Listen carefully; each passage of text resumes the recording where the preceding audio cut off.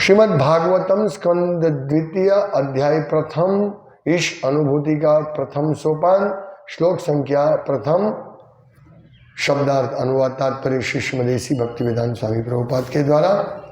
श्री शुकः उवाच वर्यानेशते प्रश्नः कृतो लोकहितं नृप आत्मवित् सम्मतः पुंसां श्रोतव्यादिषु यः परः। शब्दार्थ। श्री शुकः उवाच, श्री शुकदेव गोस्वामी ने कहा,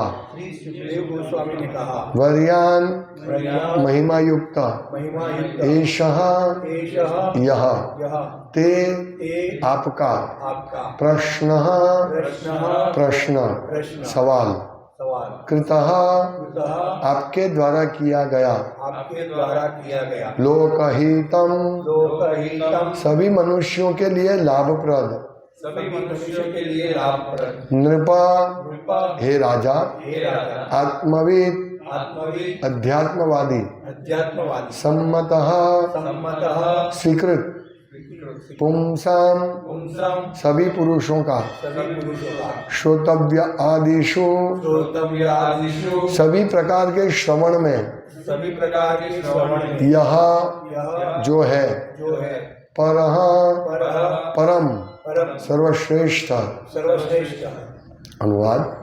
श्री शुकदेव गोस्वामी ने कहा, हे राजन, आपका प्रश्न महिमामय है क्योंकि यह समस्त प्रकार के लोगों के लिए बहुत लाभप्रद है। इस प्रश्न का उत्तर श्रवण करने का प्रमुख विषय है और समस्त अध्यात्मवादियों ने इसको स्वीकार किया है। तात्पर्य। यह प्रश्न स्वयं ही इतना उत्तम है कि यह श्रवण करने का सर्वश्रेष्ठ विषय है। ऐसा प्रश्न करने तथा श्रवण करने मात्र से मनुष्य को जीवन की सर्वोच्च सिद्धि की अवस्था प्राप्त हो सकती है। चूंकि भगवान कृष्ण आदि परम पुरुष है, अतएव उनके विषय में कोई भी प्रश्न मौलिक तथा पूर्ण है। भगवान श्री चैतन्य महाप्रभु ने कहा है कि जीवन की चरम सिद्धि कृष्ण की दिव्य प्रेममयी सेवा प्राप्त करना है।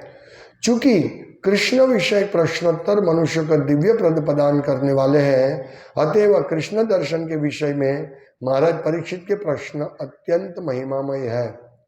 महाराज परीक्षित अपने मन को पूर्ण रूप से कृष्ण में लीन करना चाहते थे और यह कृष्ण के असामान्य कार्यकलापों के श्रवण मात्र से संभव हो जाता है। उदाहरणार्थ भगवद गीता में कहा गया है कि कृष्ण के आविर्भाव, तिरोभाव तथा उनकी लीलाओं की दिव्य प्रकृति को समझ लेने मात्र से ही मनुष्य तुरंत भगवत धाम को वापस जा सकता है और इस दुखमयी भौतिक जगत में फिर कभी नहीं लौटता। अतएव सदा ही कृष्ण के विषय में श्रवण करना बहुत शुभ होता है। इसीलिए महाराज परीक्षित ने शुकदेव गोस्वामी से प्रार्थना की कि वे कृष्ण के कार्यकलापों का वर्णन करें, जिससे वे अपना मन कृष्ण में केंद्रित कर सकें। कृष्ण के कार्यकलाप साक्षात कृष्ण से अभिन्न हैं। जब तक मनुष्य कृष्ण के ऐसे दिव्य कार्यकलापों को सुनने में मग्न रहता है, तब तक वह इस जगत के बद्ध जीवन से अलिप्त रहता है। कृष्ण की कथाएं इतनी मंगलमयी है कि वे वक्ता, श्रोता तथा जिज्ञासु को परिशुद्ध बना देती हैं। उनकी तुलना गंगा जल से की जाती है जो भगवान कृष्ण के अंगूठे से निकलती है। गंगा का जल जहां जहां जाता है वहां की भूमि तथा उसमें स्नान करने वाले व्यक्ति शुद्ध हो जाते हैं। इसी प्रकार कृष्ण कथा इतनी शुद्ध है कि जहां भी इनका कथन होता है वह स्थान उनके श्रोता, जिज्ञासु, वक्ता तथा अन्य सारे संबद्ध लोग परिशुद्ध हो जाते हैं। ओम ज्ञानतिमिरान्धस्य ज्ञानाञ्जनशलाकया चक्षुरुन्मिलितं येन तस्मै श्रीगुरुवे नमः। श्री चैतन्य मनोभीष्टं स्थापितं येन भूतले स्वयं रूप कदा मह्यं ददाति स्वपदान्तिकम्। वन्दं श्रीगुरु श्रीपतिकमलं श्रीगुरुं वैष्णवं श्रीरूपं साग्रजातं सहगणरघुनाथान्वितं तं सजीवं साद्वैतं सावधूतं परिजनसहितं कृष्णचैतन्यदेवं श्रीराधा कृष्णपादान् सहगं ललिता श्रीशाखान्वितांश्च। हे कृष्ण करुणा सिंधु दीनबंधो जगतपति गोपेश गोपिका कांत राधा कांत नमोस्तुते। तप्त कांचन गौरांगी राधे वृंदावनेश्वरी वृषभानुसुते देवी प्रणमामि हरिप्रिय वाञ्छाकल्पतरुभ्यश्च कृपासिन्धुभ्येव च पतितनं पावनेभ्यो वैष्णवेभ्यो नमो नमः। श्री कृष्ण चैतन्य प्रभु नित्यानंद श्री अद्वैत गदाधर शिवासादि गौर भक्तवृंद हरे कृष्णा कृष्ण कृष्ण हरे हरे हरे राम राम राम हरे हरे। हरे कृष्ण। ये अद्भुत दिव्या कथा अभी सुखदेव गोस्वामी कहने वाले हैं, लेकिन हम जब भी कथा करते हैं तो हम आचार्यों से के प्रार्थना करते हैं ताकि हम समझ सकें। हम सरस्वती देवी व्यास देव से सब प्रार्थना करते हैं और भगवान से प्रार्थना करते हैं, इसीलिए हम बोलते हैं ओम नमो भगवते वासुदेवाय। तो ये द्वितीय स्कंद शुरू होता है और इसके ये प्रथम श्लोक से पहले है श्रील प्रभुपाद भगवान को प्रणाम करते हैं ये श्लोक को और उस श्लोक को समझाते हैं। तो हम ये श्लोक थोड़ा समझेंगे क्योंकि यही अध्याय के प्रथम श्लोक से पहले प्रभुपाद इसके ऊपर थोड़ा तात्पर्य भी देते हैं और द्वितीय स्कंद और प्रथम स्कंद का में क्या हुआ था उसके बारे में थोड़ा हिंट देते हैं और द्वितीय स्कंद में क्या होगा उसके बारे में बताते हैं। तो हम इस श्लोक को वापस एक बार इसके ऊपर थोड़ा चर्चा करेंगे। ओम नमो भगवते वासुदेवाय। ओम नमो भगवते वासुदेवाय। ओम नमो भगवते वासुदेवाय। ओम नमो भगवते वासुदेवाय। ओम नमो भगवते वासुदेवाय। ओम नमो भगवते वासुदेवाय। शब्दार्थ ओम हे भगवान नमः मेरा सादर नमस्कार भगवते भगवान को वासुदेवा वासुदेवाय वसुदेव के पुत्र भगवान कृष्ण को हे सर्वव्यापी परमेश्वर मैं आपको सादर नमस्कार करता हूँ। इसका अनुवाद मैं आपको सादर नमस्कार करता हूँ। अब हम इसका तात्पर्य पढ़ेंगे इस श्लोक में क्या कहना चाहते हैं। तात्पर्य प्रभुपाद कहते हैं वासुदेवाय का अर्थ है वसुदेव के पुत्र कृष्ण को। चूंकि वासुदेव कृष्ण के नाम के कीर्तन से मनुष्य दान तथा तप के सारे शुभ फल प्राप्त कर सकता है, अतएव ओम नमो भगवते वासुदेवाय इस मंत्र के कीर्तन से श्रीमद् भागवत का रचयिता वक्ता या कोई भी पाठक आनंद के आगार परमेश्वर कृष्ण को सादर नमस्कार करता है। श्रीमद् भागवत के प्रथम स्कंद में सृष्टि के नियमों का वर्णन है, अतएव प्रथम स्कंद को सृष्टि कहा जा सकता है। इसी प्रकार द्वितीय स्कंद में सृष्टि प्राकट्य के बाद के चरण का वर्णन किया गया है। द्वितीय स्कंद में विभिन्न ग्रह मंडलों का वर्णन भगवान के विराट शरीर के विभिन्न भागों के रूप में किया गया है। इस कारण से इस द्वितीय स्कंद को ब्रह्मांड की अभिव्यक्ति कहा जा सकता है। द्वितीय स्कंद में 10 अध्याय है और इन 10 अध्यायों में श्रीमद् भागवत का ध्येय एवं ध्येय के विभिन्न लक्षणों का वृतांत है। पहले अध्याय में कीर्तन की महिमा का वर्णन है और यह ऐसी विधि का संकेत करता है जिससे नव दीक्षित भक्त भगवान के विश्व रूप का ध्यान कर सकता है। इसके प्रथम श्लोक में सुखदेव गोस्वामी महाराज परीक्षित के उन प्रश्नों का उत्तर देते हैं जिनमें उन्होंने एक मरणासन्न मनुष्य के कर्तव्य के बारे में पूछा था। महाराज परीक्षित को सुखदेव गोस्वामी का स्वागत करते हुए हर्ष हो रहा था और उन्हें गर्व था कि वे कृष्ण के अंतरंग सखा अर्जुन के वंशज है। ये प्रथम स्कंद के अंत का वर्णन कर रहे हैं। व्यक्तिगत रूप से वे अत्यंत विनीत एवं सौम्य थे परीक्षित महाराज, लेकिन उन्होंने प्रसन्नता व्यक्त की कि भगवान कृष्ण उनके पितामहों पांडु के पुत्रों पर एवं विशेष रूप से उनके पितामह अर्जुन पर अत्यधिक कृपालु थे। चूंकि भगवान कृष्ण महाराज परीक्षित के परिवार के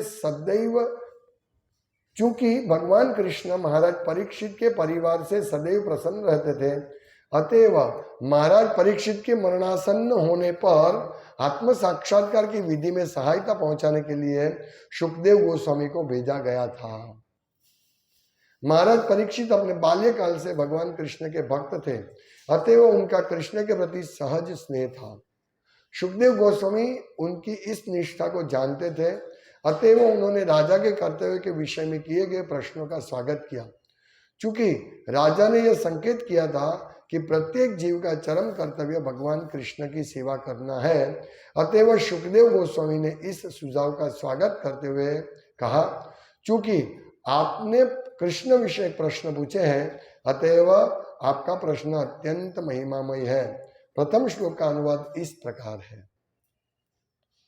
तो अभी हम इस प्रथम श्लोक पे थोड़ा चर्चा करेंगे। वर्यानेश ते प्रश्न, वर्यानेश महिमा युक्त। तो आपका प्रश्न महिमा युक्त है। तो उन्होंने क्या प्रश्न पूछा था सुखदेव गोस्वामी को, परीक्षित महाराज ने, कि जो मरणासन व्यक्ति है उसका कर्तव्य क्या होता है। तो इस प्रश्न का संबंध कृष्ण के साथ है, इसीलिए सुखदेव गोस्वामी बहुत प्रसन्न हो गए। देखिए, ये गुरु शिष्य का प्रश्न और उत्तर का कितना गाढ़ संबंध है गुरु शिष्य में, प्रश्न उत्तर के माध्यम से। गुरु शिष्य की सेवा, शिष्य गुरु की सेवा करते हैं, तद विधि प्रणिपाते, परिप्रश्न है ना, उनको प्रश्न पूछते हैं, और वो प्रश्न और उत्तर ये बहुत ही शक्तिशाली है। व्यक्ति के सभी हृदय के सभी गांठ को, हृदय ग्रंथि माहू, उसको विद्यंती हृदय ग्रंथि, वो उसको भेद सकते हैं। हृदय ग्रंथि क्या है? अभी हमारी, हम शरीर के साथ हमारे आत्मा को ऐसा जोड़ दिया है, इतनी मजबूत गांठ है कि वो उसके कारण से हम शरीर को हम अपने आप समझ रहे।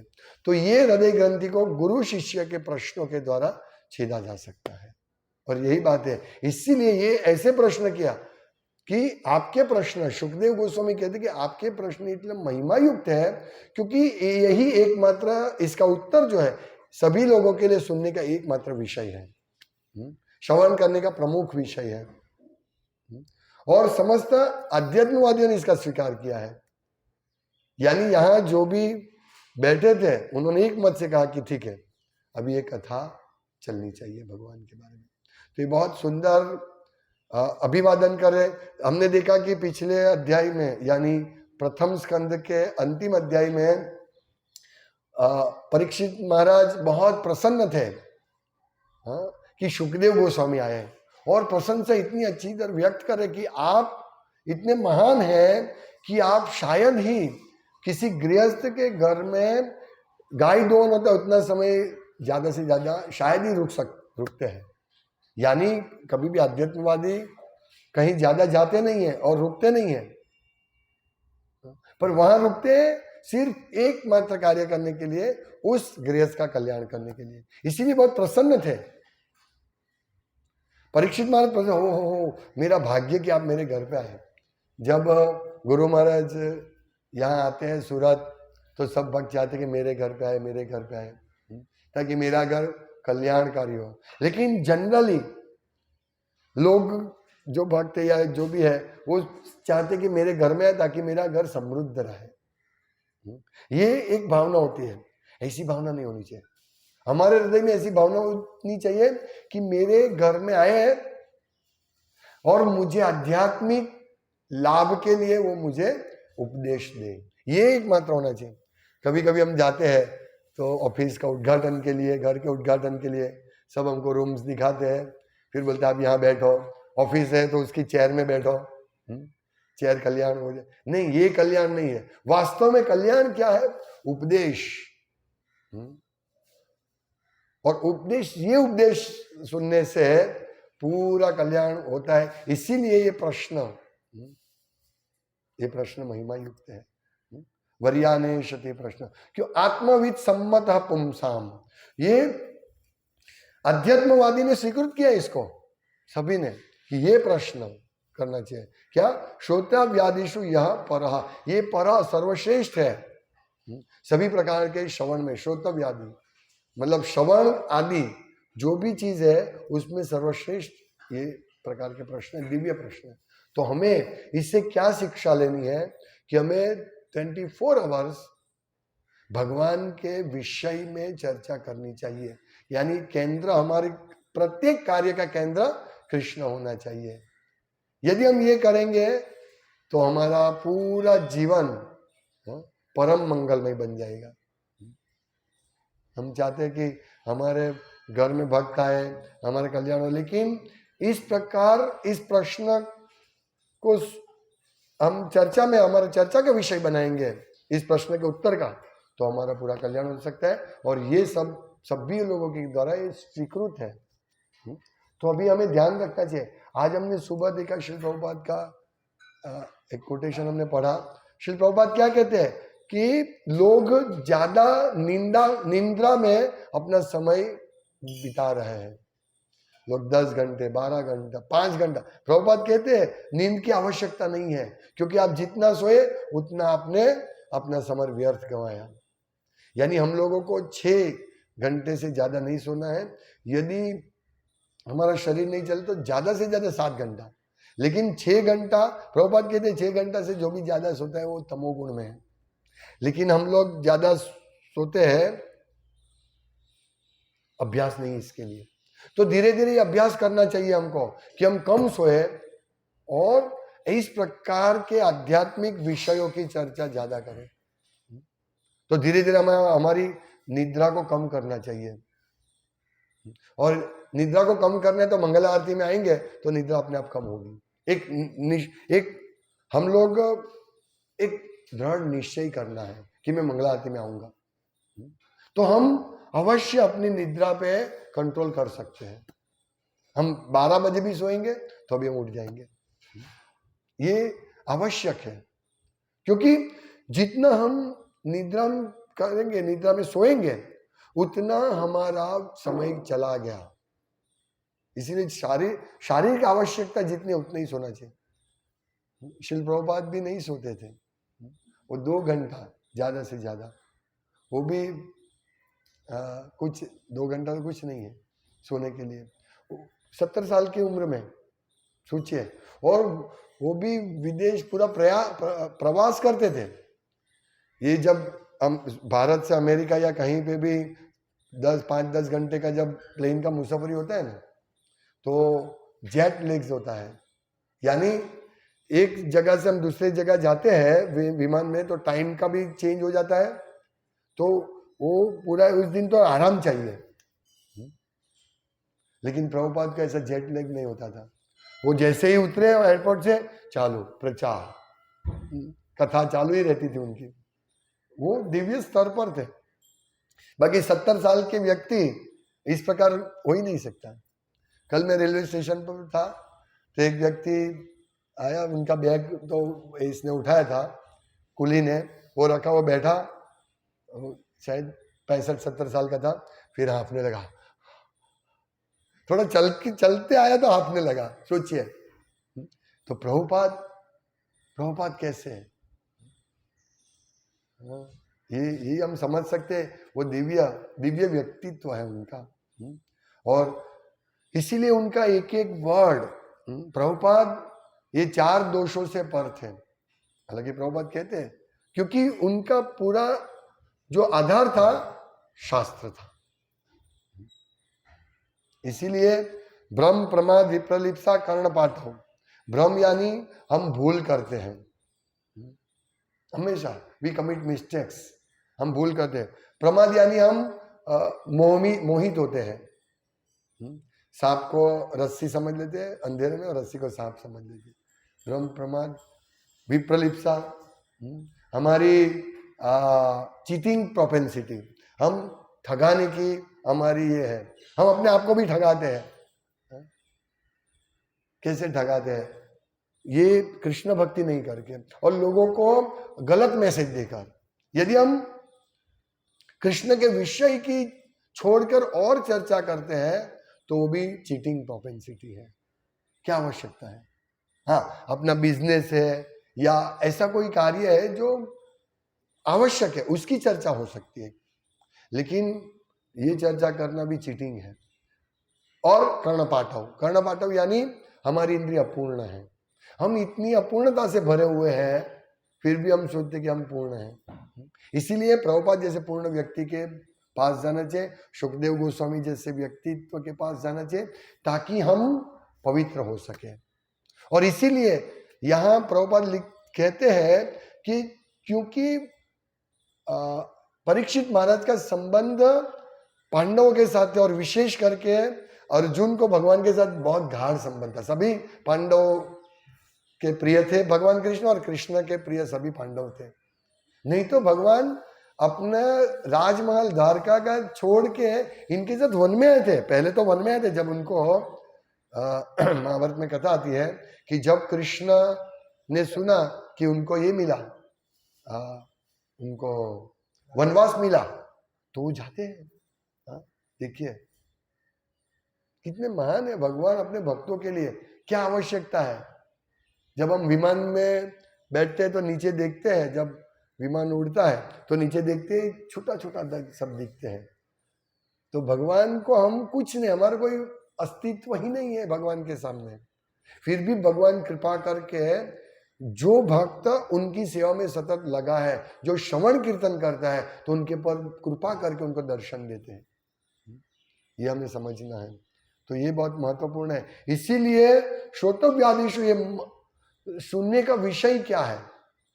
कृष्ण। और जब इसके ऊपर चर्चा चलती है तो कहने वाला भी और सुनने वाले भी दोनों प्रसन्न होते हैं, दोनों को दिव्य आध्यात्मिक लाभ होता है।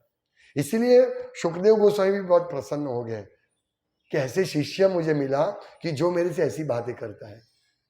आप देखिए, जब हम गुरु के पास जाएंगे और गुरु के अपने भौतिक प्रश्न का पूछेंगे, गुरु महाराज मेरे पत्नी के साथ मेरा बनता नहीं है, मेरा बेटा ऐसा है वैसा है, हाँ, तो गुरु को प्रसन्नता नहीं होगी। जब गुरु के पास, क्योंकि ये सब प्रश्न सबके जीवन में है, ये सबकी समस्या है, ऐसे प्रश्न लेकर गुरु के पास नहीं जाना चाहिए। ऐसे कैसे प्रश्न लेने चाहिए? वर्यानेश ते प्रश्न, वर्यानेश महिमा युक्त प्रश्न करना चाहिए गुरु को कि गुरु महाराज बताइए मैं क्या करूं जिससे आप प्रसन्न हो, मैं क्या करूं जिससे मेरा ये जीवन अंतिम जीवन बन जाए। ऐसे प्रश्न से गुरु प्रसन्न होते हैं। वो सोचते हाँ मेरे शिष्य को पढ़ी है। जब इसीलिए भागवतम जब कहते हैं, जब भागवतम की कथा होती है तो वक्ता यही चाहता है कि श्रोता शुद्ध कथा का श्रवण करने के लिए आतुर हो। हाँ? और श्रोता को क्या देखना चाहिए कि वक्ता शुद्ध कथा करने के लिए आतुर हो, वो कृष्ण का भक्त होना चाहिए, उसको अन्याभिलाषिता शून्य नहीं होनी चाहिए। तब ये जो श्रवण कीर्तन होगा ना, ऐसा श्रवण कीर्तन, तो सबका परम कल्याण करता है। इसीलिए हम लोगों को हमेशा कथा कहने के लिए उत्सुक होना चाहिए और कथा सुनने के लिए उत्सुक होना चाहिए। ये फॉर्मेलिटी नहीं होनी चाहिए। मैं बार बार बोलता हूँ, हाँ ठीक है 8 बज गया, अब ये क्लास होगा, हाँ? और फॉर्मेलिटी से नहीं, इससे लाभ होगा, 100% लाभ होगा, क्योंकि कथा चल रही है ना, लेकिन हमको परम लाभ चाहिए। यहाँ क्या लिखा है? परम श्रोतव्यादिषु यह परः, ये विषय सुनने के लिए सर्वश्रेष्ठ विषय है। इसीलिए हमको परम लाभ करना, प्राप्त करना है। नहीं तो सोने में, खाने में, पीने में तो हमको आनंद आ ही रहा है, हाँ? यहाँ अभी हमारी अवस्था ऐसी नहीं कि हम कथा सुन के ही तुरंत आनंदित हो जाएंगे। और परीक्षित महाराज के लिए जैसे बोलेंगे, महाराज सुनाइए, कथा सुनाइए, मैं अभी उपवास कर रहा हूँ। अभी एकादशी उपवास हो गई तो हमको तो कब प्रसाद होगा, याद आएगा। लेकिन हमारी अवस्था ऐसी आएगी, धीरे धीरे धीरे करके हमें इसलिए अभ्यास करना है। जैसे मैं एग्जांपल दूं कि भाई हम लोग पहले 7 घंटा सोते थे, अभी धीरे धीरे सुबह तो 4:30-5 घंटे में तो हमको उठ जाना पड़ता है, क्योंकि मंगल आरती में आना है। तो धीरे धीरे ऐसा शुरुआत में निद्रा आएगी, फिर धीरे धीरे हमारा 4.5 घंटा है, और बीच में 1 घंटा सो लिया तो 5-5.5 घंटे का, ज़्यादा से ज़्यादा 6 घंटे का नींद होगा। तो ये अभी हम इसके अनुकूल, हम ये 6 घंटा नींद हमारे लिए अनुकूल हो गया है ना। तो इस प्रकार हमारा धीरे धीरे हम भागवतम सुनेंगे, और चूंकि ये दिव्य विषय है, यदि हमारी कोई इच्छा नहीं है, भौतिक इच्छा नहीं है, तो इसका प्रभाव बहुत अच्छी तरह पड़ेगा। आतुरता होनी चाहिए, अभी क्या आएगा, क्या कथा है। हाँ, ये आतुरता से हम सुनेंगे तो दोनों प्रसन्न होंगे। ये आत्मा सुप्रसिद्धति, आत्मा प्रसन्न होगा। हाँ, और हम यही चाहते हैं।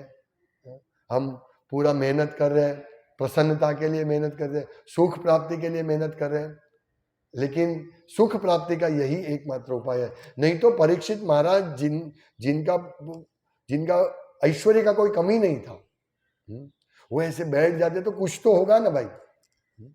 हम लोग ऐसे जिनके पास ऐश्वर्य होते हैं, जो धनी लोग होता है या बहुत सुंदर दिखने वाला होता है, हाँ, तो हम सोचते हैं वो क्या करता है, लोग उसको फॉलो करते हैं जनरली, है ना, कि ये अभी भाई किसी को पैसा कमाना है तो भाई मुकेश अंबानी का वो चरित्र पढ़ेगा, उसकी बुक पढ़ेगा। हाँ, धीरूभाई अंबानी की एक बुक आया था, वो लोग हाँ इसको पढ़ो। फिर एक बुक था, बिग बाजार वाले ने निकाला था एक बुक कि कैसे सक्सेस हो, ऐसा बुक निकाला था कैसे सक्सेस हो, और अभी वो फेल है, उसका पूरा बिजनेस फेल गया। देखिए, इसमें फेलियर होता, सक्सेस का कोई चांस ही नहीं ऐसे विषय में। कल हम देखेंगे वो श्लोक में। लेकिन कहने का तात्पर्य, जब ऐसे विषय की चर्चा होती है ना, बहुत बड़ा लाभ होता है। हाँ, प्रभुपाद कहते हैं कि इस ऐसे विषय से क्या होता है, हम भवबंध से मुक्त होते हैं। उसका उदाहरण देते हैं प्रभुपाद कि भगवत गीता में कहा गया है, एक श्लोक कहा गया है, हाँ, क्या, जन्म कर्म चमे दिव्यम एवं यो वेत्ति तत्वतः त्यक्त्वा देहम पुनर्जन्म नैति मामेति स्वजन्म। त्यक्त्वा देहम, देह त्याग करने के बाद पुनर्जन्म नहीं होगा। किससे? जन्म कर्मे चमे, मेरे, कृष्ण कहते हैं मेरे जन्म की लीला और अन्य लीला का चर्चा करने से, समझने से, हाँ, हम ये शरीर छोड़ने के बाद भगवत धाम जाएंगे। कितना दिव्य संदेश भगवान कृष्ण कह रहे हैं, और इससे हमें क्या सीखना है। हाँ, लोग बस भगवत कथा करो, भगवत कथा करो, भगवत कथा करो, 7 दिन का कथा, उसमें बहुत सारे लोग आएंगे, भक्त बनेंगे। लेकिन कथाकार यदि इस प्रकार से कथा करेंगे तो लोगों के पास असर होगी, पर इस प्रकार से कथा करेंगे एक एक श्लोक को, हाँ, एक एक विषय को, तो नहीं, मनोरंजन नहीं आएगा लोगों का। तो ये कथा बराबर नहीं है। अभी मैं एक जगह गया था तो उसने बोला, प्रभु जी ये बहुत अच्छी कथा करता है, हम उसको कथा करने के लिए बुलाने वाले हैं। अच्छी कथा यानी क्या? हाँ? मैंने उनको यही बोला कि जो व्यक्ति श्रील प्रभुपाद के संदेश को कथा रूप से प्रस्तुत करेगा वही अच्छी कथा है। अच्छा बोलता है, हाँ? अच्छा ज्ञान है उसको नहीं, स्पष्ट रूप से क्योंकि ये विषय ऐसा है, इसमें कोई कुछ मरी मसाला डालने की आवश्यकता नहीं है। इसमें कोई मनोरंजन का मरी मसाला नहीं डालना है। ये इतनी पूर्ण रूप से इतनी स्वादिष्ट कथा है कि इसका डायरेक्ट टेस्ट करो। लेकिन सोचते नहीं ये कथा में थोड़ा और डालो। इसलिए ये मायावादी लोग जो कथा करते हैं, इसको उनके भक्त नहीं है, वो तो क्या उसमें मरी मसाला डालते हैं, सासू बहू की बातें करते हैं ये, और मतलब क्या क्या बातें करते हैं। हमें इस प्रकार करने से जहर बन जाएगी कथा, इसका लाभ नहीं होगा। अभी एकदम स्वादिष्ट रसोई बनी हुई है, भोग भगवान को अर्पण करके हम प्रसाद ले रहे हैं और एकदम परफेक्ट है, फिर हम बोलेंगे थोड़ा नमक डालो इसमें, तो नमक डालेंगे तो क्या, कथा बिल्कुल टेस्ट चला जाएगा। कोई आवश्यकता नहीं है। पूरा डिश सुखदेव गोस्वामी और परीक्षित सुखदेव गोस्वामी प्रस्तुत कर रहे हैं, लो ये कथा, बस इसी प्रकार कथा करो, इसी प्रकार कथा करो और हमारा जीवन इसी में व्यतीत करो। ये कथा हमने सुना, अभी घर पे उसका स्मरण करना चाहिए। स्मरण, हमारे कार्य करते करते स्मरण करो, ओ मैंने आज सुना, तो हम इस प्रकार ये प्रश्न उत्तर का जो कथा चल रहा है वो हमारे जीवन को परम कल्याण करेंगे। और प्रभुपाद कहते हैं कि मनुष्य भगवान की दिव्य प्रकृति और लीलाओं की दिव्य प्रकृति को समझ लेने मात्र से ही तुरंत भगवत धाम को वापस जा सकता है और इस दुखमय भौतिक जगत में फिर कभी नहीं लौटता। हमारा ध्येय क्या है? भगवत धाम जाना, कृष्ण प्रेम प्राप्त करना। तो ये हिंट दिया है भगवान ने भगवत गीता में कि जो व्यक्ति कथा सुनेगा वो वापस नहीं लौटेगा। हाँ, तो हमें सदा ही कृष्ण के विषय में श्रवण करना बहुत शुभ होता है। इसीलिए महाराज परीक्षित ने सुखदेव गोस्वामी से प्रार्थना की कि वे कृष्ण के कार्यकलापों का वर्णन करें, जिससे वे अपना मन कृष्ण में केंद्रित कर सके। हमारा कितना सौभाग्य होगा यदि हम अंत समय में कृष्ण का स्मरण कर सके। परीक्षित महाराज को यह सौभाग्य प्राप्त हुआ है। उनको मालूम है 7 दिन बस खत्म, अभी मैं ज्यादा रहने वाला हूं। कितना उत्साहित होंगे कि अभी मेरे सामने भगवान ने कृष्ण सुखदेव गोस्वामी जैसे आचार्यों को भेज दिया है। मेरा कितना बड़ा सौभाग्य है। इनकी प्रसन्नता प्रस्तुत होती है भागवतम के प्रथम स्कंद के अंतिम अध्याय के अंतिम श्लोकों में। वो कितने प्रसन्न होंगे आप सोच सकते हैं। ओ हो, अभी मुझे कृष्ण श्रवण करने का, कीर्तन करने का, कृष्ण का दर्शन समझने का अभी मौका मिल रहा है। इसीलिए उनको खाना पीना का छोड़ दिया, राज्य छोड़ दिया। सोचिए। इसीलिए हम सबको एक अभिलाषा रखनी चाहिए कि मैं भी अपने जीवन के अंत समय में भगवान कृष्ण की कथा का श्रवण कर सकूं, भगवान का नाम का कीर्तन कर सकूं। यही हमारी अभिलाषा होनी चाहिए। यही निवेदन धरो सखीर अनुगत करो, सेवाय अधिकार दिए कर निज दासी। यही हम दास। तो हम जीवन भर यदि इस प्रकार की प्रार्थना करेंगे तो भगवान अंत समय में हमारे पास ये व्यवस्था जरूर करेंगे, इसमें कोई शंका नहीं है। प्रभुपाद ने कहा है जो व्यक्ति प्रचार करेगा, पुस्तक वितरण करेगा, यदि अंत समय में वो भगवान का स्मरण नहीं कर पाएगा कोई भी कारण से, तो भगवान चैतन्य महाप्रभु इनकी जीवा पर आकर नर्तन करेंगे और उनको हरे कृष्ण का कीर्तन करवाएंगे, हरे कृष्ण बुलवाएंगे। ये वचन प्रभुपाद ने कहा है। तो भगवान ऐसे छोड़ नहीं देंगे। लेकिन इसीलिए हम लोगों को जीवन भर इस कृष्ण विषय को, यही हमारा होना चाहिए। हरे कृष्ण मंत्र का जप करते रहना चाहिए, बोलते रहना चाहिए, या कृष्ण के विषय में सेवा करना चाहिए। हरे कृष्ण। इससे एक लास्ट पॉइंट को, जहां ये कथा गंगा जल जैसी पवित्र है, गंगा जल जहां जहां जाता है वहां उस जगह को, उसमें स्नान करने वाले को, सबको पवित्र कर देती है। प्रभुपाद कहते हैं कि गंगा जल ये प्रभुपाद कहते हैं कि कृष्ण की कथा इतनी मंगलमय है कि वे वक्ता, श्रोता तथा जिज्ञासु को परिशुद्ध बनाती है, बना देती है। उनकी तुलना, यानी ये कथा की तुलना गंगा जल से की जाती है जो भगवान कृष्ण के अंगूठे से निकलती है। गंगा का जल जहां जहां जाता है वहां की भूमि तथा उसमें स्नान करने वाले व्यक्ति शुद्ध हो जाते हैं। इसी प्रकार कृष्ण कथा इतनी शुद्ध है कि जहां भी इनका कथन होता है वहां स्थान, यानी ये स्थान, उनके श्रोता, आप सब लोग, हम सब लोग, जिज्ञासु, वक्ता तथा अन्य सारे संबद्ध लोग परिशुद्ध हो जाते हैं। और क्या चाहिए? क्या चाहिए हमको? इसीलिए हमें इस कथा में रुचि रखनी चाहिए। यहाँ तो हम 1 घंटा करते हैं, लेकिन हमें पूरा 24 घंटा कृष्ण कथा में मग्न रहना चाहिए। हरे कृष्ण। श्रीमद् भागवतम की जय। शिला प्रभुपाद की जय। वंशकल्पतरुभ्यश्च कृपा सिन्धुभ्येव च पतितानां पावनेभ्यो वैष्णवेभ्यो नमो नमः। दन्ते निधाय तृणकं पदयो निपत्ये कृत्वा च काकुशतमेतदहं ब्रवीमि। हे साधव सकलेव विहाय दूरात् चैतन्य चंद्र चरणे कुरुतानुराग। हरे कृष्ण हरे कृष्ण।